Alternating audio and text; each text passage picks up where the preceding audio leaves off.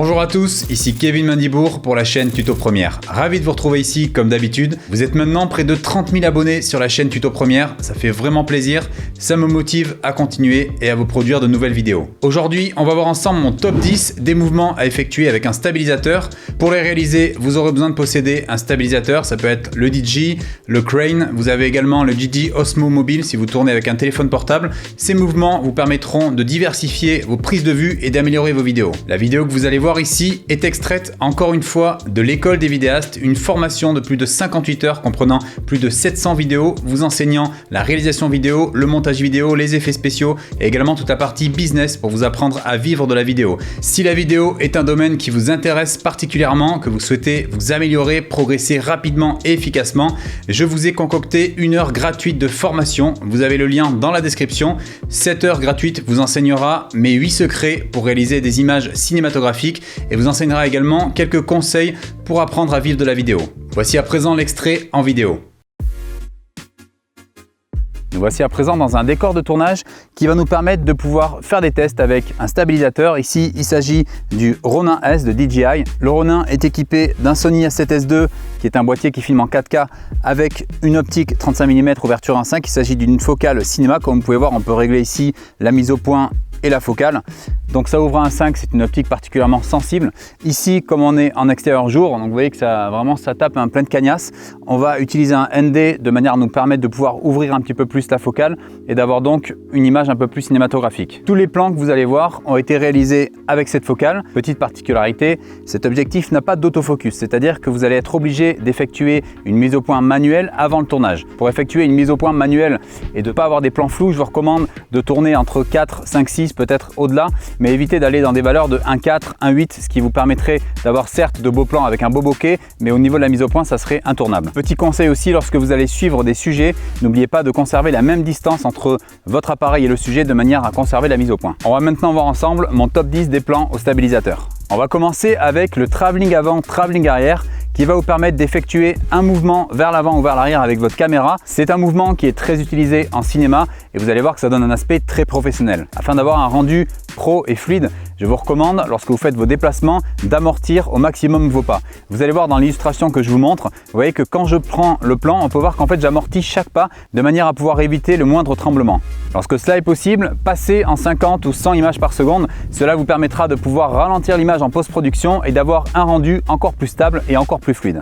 On passe maintenant au deuxième mouvement, il s'agit du travelling latéral. Le travelling latéral va être très utile pour effectuer des transitions. Si vous passez par exemple d'une scène dans un parking, vous faites un travelling latéral vers la gauche, vous passez par exemple derrière un pilier et vous atterrissez dans un autre décor, par exemple dans un parc et vous passez derrière une balançoire. Cela, en post-production, va vous permettre de donner un effet de transition comme ça, de manière très linéaire et fluide. C'est un mouvement qu'on peut apercevoir dans la plupart des séries, notamment dans la série Heroes, qui utilise beaucoup ce mouvement cinématographique pour les transitions. Je vous recommande également de regarder le film Midsommar, qui utilise énormément de transitions naturelles comme celle-ci. Pour effectuer ce mouvement, vous pouvez le faire soit sans rien, c'est-à-dire avec un plan large, vous pouvez effectuer un travelling latéral de cette manière, ou alors vous pouvez effectuer ceci en utilisant un foreground, c'est-à-dire un premier plan qui vous permettra éventuellement de faire des transitions. Ça donnera également du cachet à votre image. On passe maintenant au suivi de personnage. Le suivi de personnage est une sorte de travelling, sauf qu'en fait vous allez suivre le personnage. Le personnage va être donc en mouvement, vous devez effectuer votre mise au point avant. Là encore, si vous utilisez une focale qui n'a pas d'autofocus, faites le point. Par exemple, vous placez votre personnage à 1,50 m de vous, vous effectuez votre mise au point. Quand vous le suivez, veillez à garder toujours la même distance avec le perso de manière à ne pas perdre la mise au point. Ces mouvements sont encore une fois très utilisés dans l'industrie du cinéma. Ils permettent d'accompagner un personnage dans un décor ou alors vous pouvez également montrer l'émotion du personnage en faisant un travelling arrière. On passe maintenant au mouvement de grue, tilt down, tilt up, qui vous permettra de reproduire des mouvements que vous auriez dû réaliser normalement avec une grosse grue. Ça coûte très cher à mettre en place, ça demande beaucoup de techniciens. Aujourd'hui, vous avez la chance de posséder des stabilisateurs, ce qui vous permettra de réaliser ce type de plan. Ce sont des plans qui sont beaucoup utilisés dans la narration, qui permettent d'introduire notamment des décors, de suivre des voitures, de suivre des actions. Tout ça est réalisable avec le Ronin S. Vous pouvez le faire comme ceci. Vous voyez, vous prolongez la prise du Ronin, comme ça vous êtes sûr de l'avoir très haut. Vous pouvez vraiment le monter très haut et faire vos deux mouvements, ou alors vous pouvez également acheter une perche que vous trouverez sur Amazon. Vous pouvez la relier ici pour avoir encore plus de hauteur et donner encore plus la sensation d'une grue. On passe maintenant à l'effet barrel roll. Il s'agit de l'effet tournoyant que vous avez sans doute aperçu dans le film Inception de Christopher Nolan. C'est un mouvement cinématographique très particulier, on ne va pas l'utiliser tout le temps, mais il est important de savoir le faire, alors je vais vous apprendre comment le réaliser. Pour effectuer ce mouvement particulier, vous devez faire un petit réglage dans l'application Ronin. Je lance donc l'application Ronin et quand je suis dans le menu principal, je vais dans Profil utilisateur. Je vais dans le paramètre que j'utilise, actuellement je suis en position 2, donc je vais dans M2. Je vais ensuite dans Contrôle et dans Contrôle, vous allez passer les canaux 1 et 2 sur Off. Donc vous cliquez dessus, vous mettez sur NA, vous faites pareil. Et vous passez le canal 3 sur Roulis. Une fois que vous avez effectué les réglages sur l'application Ronin, vous allez venir positionner votre appareil de cette manière et regardez quand vous tournez vers la gauche ou vers la droite, vous faites maintenant le mouvement façon Inception. Vous pouvez donc réaliser le barrel roll. On passe maintenant au out of focus. Il s'agit d'un mouvement qui va vous permettre de réaliser un effet de flou vers net, c'est-à-dire que vous allez d'abord avoir votre personnage qui va être totalement flou dans l'image et en fait en vous rapprochant, vous découvrez le personnage qui devient de plus en plus net. Pour réaliser ce mouvement, vous devez préalablement effectuer la mise au point sur votre personnage. Donc vous mettez par exemple à 1 mètre de lui, vous faites la mise au point sur sa tête, vous reculez, vous allez alors avoir une image totalement floue, c'est voulu. Vous faites un mouvement en allant par exemple de 5 mètres jusqu'à 1 mètre et vous allez alors avoir cet effet de flou vers net. On passe maintenant au mouvement de travelling avant couplé à un tilt down ou tilt up qui va vous permettre de faire découvrir en général des décors ou de suivre des personnages.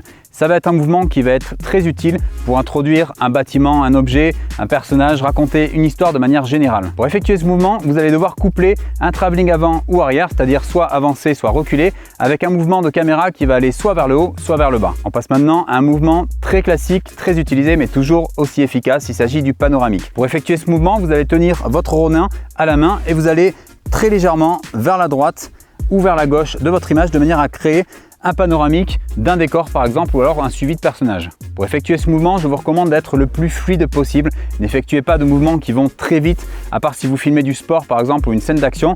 Mais en général, pour qu'un panoramique soit professionnel, vaut mieux avoir des mouvements très fluides et stables. Petit conseil pour ces mouvements, repérez une ligne dans votre image, une ligne imaginaire, ou alors vous prenez par exemple la hauteur des arbres et vous essayez de vous fixer à ça de manière à ne pas trop descendre vers le bas ou vers le haut. Vous devez absolument avoir un mouvement rectiligne. On passe maintenant au low mode. Le low mode est une technique qui va vous permettre de réaliser des plans à ras du sol. Pour effectuer ce mouvement, vous devez inverser l'axe de votre stabilisateur, ce qui vous permettra de réaliser des plans proches du sol. Une fois que vous êtes proche du sol, vous pouvez faire soit des mouvements vers l'avant, soit vers l'arrière, tout en restant le plus stable possible. On passe maintenant au mouvement ascenseur. C'est un mouvement qui va vous permettre, comme les ascenseurs, de descendre ou monter tout en restant bien droit. Pour effectuer ce mouvement, on va se placer en low mode et on va soit passer du bas vers le haut, soit aller du haut vers le bas tout en restant le plus droit possible. On va maintenant apprendre à faire un mouvement qui consiste à tourner autour d'un personnage ou un objet. Pour réaliser ce mouvement, vous devez vous concentrer sur l'objet que vous allez filmer. Veillez bien à ce qu'il reste au centre. Vous pouvez vous aider peut-être avec une grille sur votre DSLR et quand vous tournez autour, vous conservez là encore la valeur de plan que vous décidez. Si vous partez sur un plan américain ou un plan poitrine, vous conservez la valeur de plan que vous avez prise dès le départ de manière à conserver là encore la mise au point pour ceux qui n'ont pas d'autofocus et vous pouvez ensuite tournoyer autour du perso. Vous connaissez à présent mon top 10 des mouvements à réaliser avec un stabilisateur. Ces mouvements vous permettront non seulement d'améliorer vos vidéos, mais également de diversifier vos prises de vue. N'oubliez pas de diversifier lorsque vous êtes en tournage. Ne tournez pas simplement un plan large, un plan moyen ou un plan serré. Tournez les trois pour avoir plus de latitude au montage. Si vous avez apprécié cette vidéo et que vous souhaitez considérablement vous améliorer en réalisation vidéo, montage vidéo ou effets spéciaux, ou tout simplement apprendre à vivre de la vidéo, je vous rappelle que ces notions sont toutes incluses dans l'école des vidéastes. Cette école de vidéo en ligne contient, au moment où je vous parle, plus de 700 vidéos pour 58 heures de formation. Elle est mise à jour régulièrement et vous permettra de progresser rapidement et efficacement à votre rythme. Déjà plus d'une quarantaine d'élèves ont rejoint la formation et en sont satisfaits. En vous inscrivant à l'école, vous aurez accès à un groupe privé Facebook qui réunit non seulement tous les élèves de l'école, moi-même et également une équipe de professionnels qui seront là pour répondre à toutes vos questions sur la vidéo. Vous pourrez y uploader vos travaux pour recevoir différents feedbacks. Vous pourrez également repérer rapidement vos faiblesses, vos points faibles, de manière à vous améliorer rapidement et efficacement. Pour avoir un aperçu d'une heure gratuite de la formation, vous pouvez soit cliquer sur le lien dans la description, vous pouvez également aller sur www.ecoledesvidéastes.com. Cette vidéo est à présent terminée. N'oubliez pas, comme d'habitude, le pouce bleu, l'abonnement et la cloche. Cela faisait un petit moment que j'avais pas sorti de vidéo. Je vais essayer de reprendre le rythme d'avant, c'est-à-dire une vidéo toutes les semaines, voire peut-être toutes les 2 semaines. Je n'ai pas eu beaucoup de temps ces derniers mois puisque je me concentrais sur la création de l'école des vidéastes. Dites-moi en commentaire ce que vous avez pensé de ces différents mouvements. Est-ce que vous les utilisiez déjà pour prestations? Est-ce que vous connaissiez toutes ces différentes techniques? Je vous dis à très bientôt pour une nouvelle vidéo. D'ici là, n'oubliez pas, restez créatifs.